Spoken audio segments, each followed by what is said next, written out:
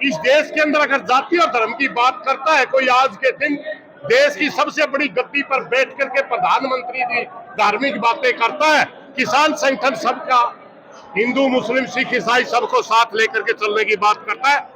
अभी फैसला हुआ कि गांव के बाहर जब भी एंट्री पॉइंट जो होगा वहां पर जो भी कैंडिडेट आएगा हमारे किसान संगठनों के लोग वहां खड़े होंगे और हम उनको प्रार्थना करेंगे कि हमारे सवालों को जवाब दीजिए। अगर वो जवाब देना उचित समझेगा तो सवाल करेंगे, अगर वो उचित नहीं समझेगा तो हम उनके खिलाफ नारे लगाएंगे, उनके प्रोग्राम के अंदर नहीं जाएंगे और किसी तरह का उनके साथ संघर्ष नहीं करेंगे।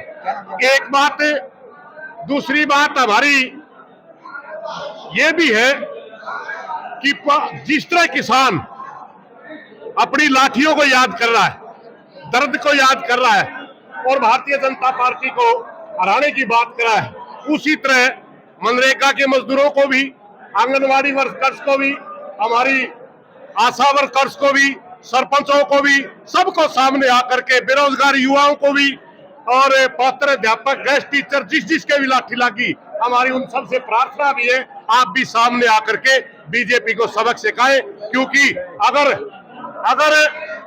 आज दोबारा मोदी जी सत्ता में आए तो निश्चित रूप से आप ये समझिए देश के अंदर प्रजातंत्र नहीं बचेगा। क्योंकि एक ओलंपिक के मेडल लिए हुए पहलवानों के साथ दिल्ली पुलिस की जो बर्बरता हुई तो आम आदमी का बचना तो बड़ा मुश्किल है। आज की कन्वेंशन हमारी मुख्य दो बिंदुओं पर थी। एक तो राष्ट्रीय लेवल का जो संयुक्त मोर्चा है, हमारे को कुछ सवाल दिए गए,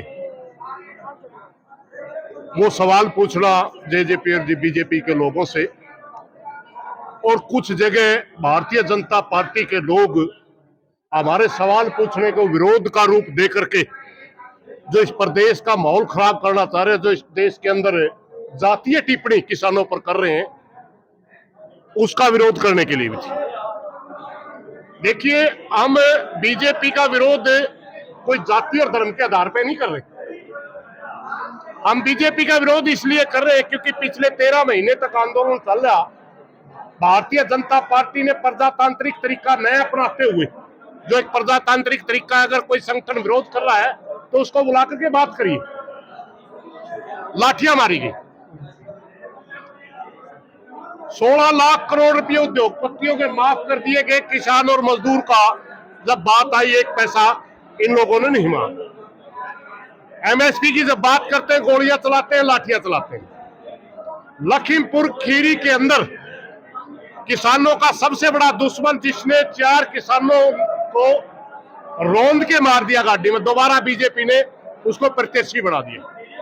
हम इन बातों का जवाब मांग रहे हैं। तो हरियाणा प्रदेश के बहुत से नेता कह रहे हैं सेंटर के मुद्दे, फिर हम उनसे पूछ रहे हैं सरपंच चंडीगढ़ गए, उनको लाठियां क्यों मारी? आंगनवाड़ी की महिलाएं गई, उनको लाठियां क्यों मारी? आशा वर्कर गई, उनको लाठियां क्यों मारी? मनरेगा का मजदूर गया, उनको लाठियां क्यों मारी? यानी किसी भी वर्ग के साथ इन्होंने प्रजातांत्रिक तरीका अपनाते हुए एक तानाशाही रवैया अपनाया 5 साल तक। उसका हम जवाब मांगने के लिए इनके कैंडिडेटों के सामने जाते हैं, और इनके कैंडिडेटों के सामने जब हम जाते हैं तो हमारे ऊपर कहा जाता है ये एक विशेष जाति के लोग हैं, जबकि हम किसान और मजदूर हैं, किसी जाति से नहीं है, किसी धर्म से नहीं है। मेरा नाम सुरेश कोट है, भारतीय किसान मजदूर यूनियन का अध्यक्ष।